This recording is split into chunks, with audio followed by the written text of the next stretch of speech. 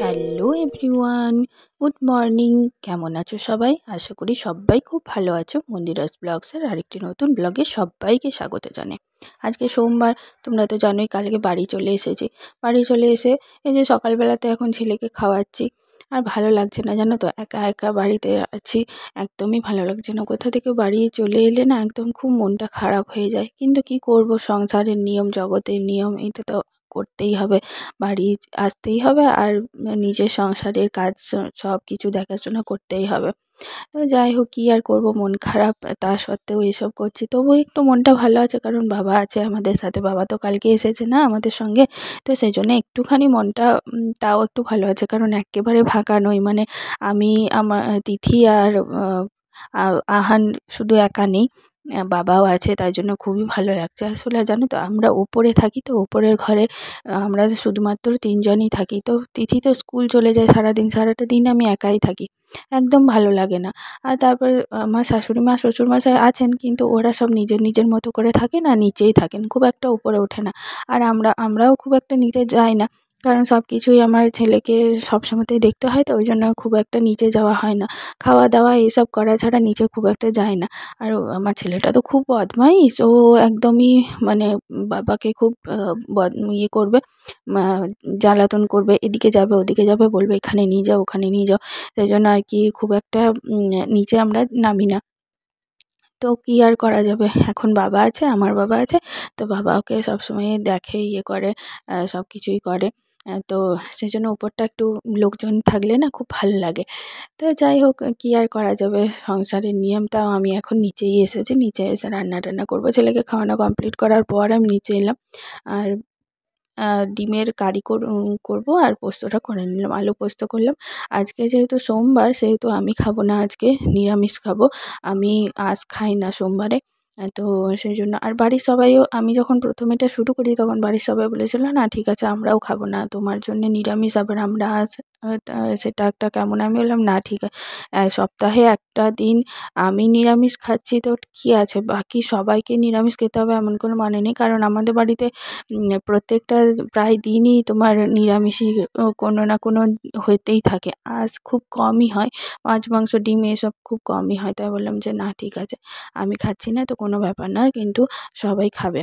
তো ছেলে মেয়েগুলোও ধরো বড় হচ্ছে, এবার ওদেরকেও তো একটু একটু আধটু প্রোটিন খেতে দিতেই হবে। তো সেই কারণে আমি বললাম যে না ঠিক আছে। তো মা ওইদিকে একটু নিরামিষিতে তরকারি টরকারি বানিয়েছে, কারণ আমি তো খাবো না আজকে আঁশ, তো সেই জন্য আমি বললাম যে ঠিক আছে চলো, আমি এদিকে আলু পোস্ত বানিয়ে দিচ্ছি, আর এদিকে ডিমের কারিটা বানিয়ে দিচ্ছি। বাবারও খাবার অত জ্বালা নেই, বাবা যেটা দেওয়া হয় সেটাই বাবা খেয়ে নেয়। বাবারও অত খাবার প্রতি অত কোনো জ্বালা নেই, মা বাবার কারোরই নেই। তো সেজন্য খুব বিশাল যে কোনো কিছু রান্না করতে হবে তেমনটাও নয়।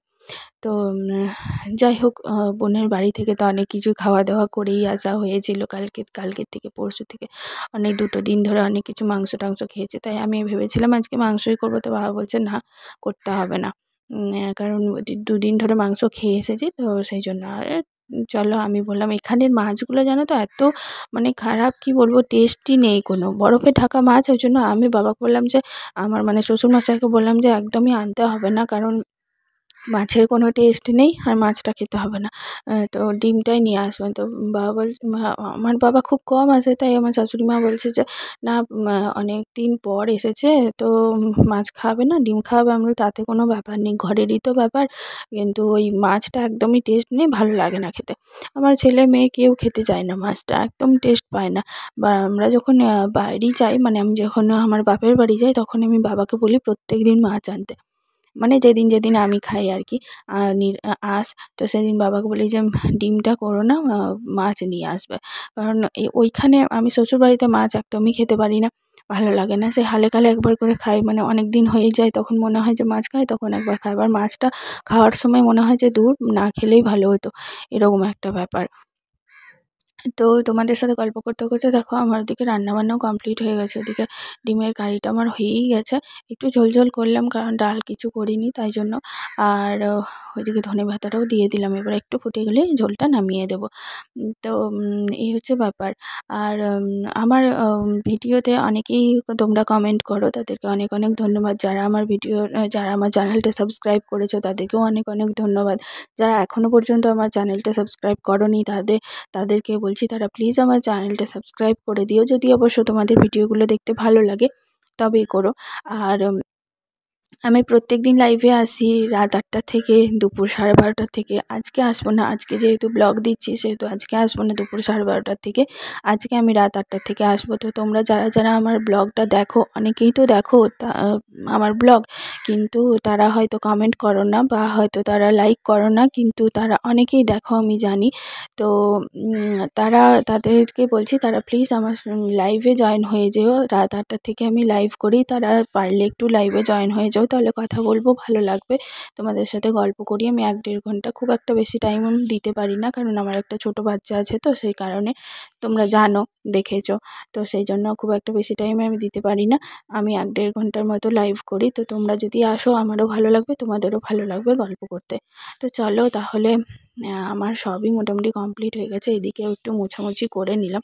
তোমাদেরকে এই ইনফরমেশনটা দেওয়া ছিল, আমি প্রায় প্রত্যেকটা ব্লগেই বলে থাকি, আজও বলে দিলাম।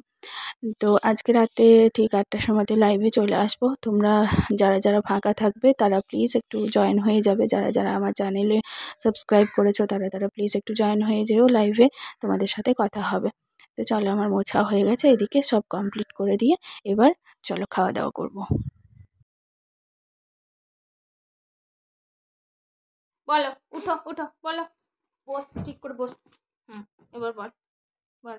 এ A B C D E F F G G, তারপরে এইচ, এখানে এইচ হুম আই আই, বলো বলো, I hmm hmm J for তারপরে আই জে কে হুম আবার চলে যাচ্ছিস এখানে। কে এর পর বলো, কে এল তারপরে ওরকম বলিস না। এম ফর, এটাকে দেখ, এম ফর এম, বলো, আবার লাফাই না। এম এম ফর ম্যাঙ্গো, কে ম্যাঙ্গো খায়? আহান ম্যাঙ্গো খায়। হ্যাঁ ম্যাঙ্গো আনবো আনবো, আগে বলে নাও তারপরে ম্যাঙ্গো আনবো। M hmm N hmm O for orange juice কে খায়? আহান খায়। পি তারপর গুড। আর হুম এস ফর সোপ, তারপর T, T for tiger. Tiger কেমন করে ডাকে বাবা তারপর U umbrella V W fan. X Y আগে বলো, ওয়াই তারপরে জেড। গুড, বাহ বাহ বাহ বাহ বাহ। দেখেছো কত হ্যাপা ওকে পড়তে বসানোর। তাও আজকে একটু ট্রাই করলাম আমি, যে দেখি পড়ছে কিনা। তো মাঝখানে আমি 1-2বার ওকে শিখিয়েছিলাম, তো আজকে ভাবলাম যে দেখি ওর মনে আছে কিনা। তো একটুখানি দেখলাম, তো একবার আমি জাস্ট ওকে বলে দিয়েছিলাম, তার মধ্যে থেকে দেখছি যে একটু একটু মনে রেখেছে। তো যাই হোক, চলো আজকের মতো ভিডিওটা এখানেই শেষ করলাম। আমার ভিডিও যদি তোমাদের ভালো লেগে থাকে অবশ্যই করে লাইক করে দিও, শেয়ার করো, কমেন্ট করো। আমাকে অনেকেই কমেন্ট করে, আমার খুবই ভালো লাগে তোমরা যদি কমেন্ট করো। তোমরা যারাই প্রত্যেকে যারা যারা ভিডিও আমার দেখো তারা যদি সবাই কমেন্ট করো তাহলে আমি ভিডিও বানানোর আরও মানে আমার আরও উৎসাহটা বাড়বে। তো তোমরা যদি কমেন্টটা করো তাহলে খুবই ভালো লাগে আমার তো তোমরা একটু কমেন্ট করে আমাকে জানিও যে কেমন লাগলো ভিডিওটা। আর আমার চ্যানেলে যদি নতুন হয়ে থাকো প্লিজ চ্যানেলটাকে সাবস্ক্রাইব করে দিও। আর চলো তাহলে আজকের মতো টাটা, বাই বাই। দেখা হচ্ছে তোমাদের সাথে নেক্সট ব্লগে। ততক্ষণের জন্য তোমরা ভালো থেকো, সুস্থ থেকো, পরিবারের সকলকে ভালো রেখো। চলো বাই, টাটা।